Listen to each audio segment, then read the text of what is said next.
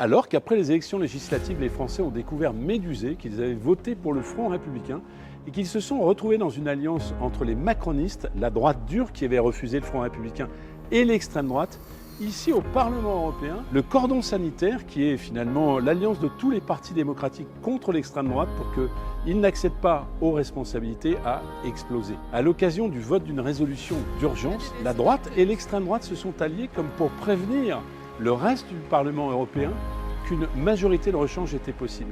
Que fera cette majorité de rechange? Eh bien, elle s'attaquera aux droits des minorités, aux droits des associations. Elle détricotera le pacte vert, c'est-à-dire la décarbonation et le verdissement de l'Europe. Et elle s'attaquera enfin, comme dans certains pays, tout simplement à l'état de droit. Eh bien, pourquoi se sentent-ils si forts pour remettre en cause le pacte démocratique qui est entre nous? Parce qu'il y a la litanie des résultats de l'extrême droite dans les États membres.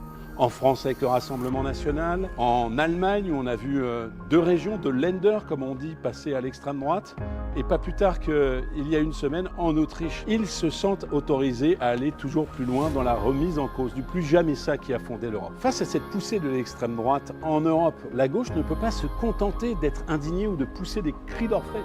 Elle doit même elle-même proposer un programme pour réintégrer tous ces citoyens, tous ces travailleurs qui sont tentés ou qui votent populistes. Cela passe surtout par un futur désirable pour les nouvelles générations.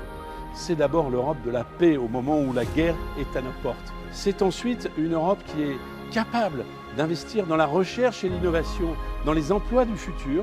Et c'est enfin une Europe qui garantit le droit de l'ensemble des minorités pour que chaque citoyen européen puisse vivre sa vie comme il l'entend, sans voir remis en cause un jour le droit à l'IVG ou le lendemain le droit des personnes LGBT.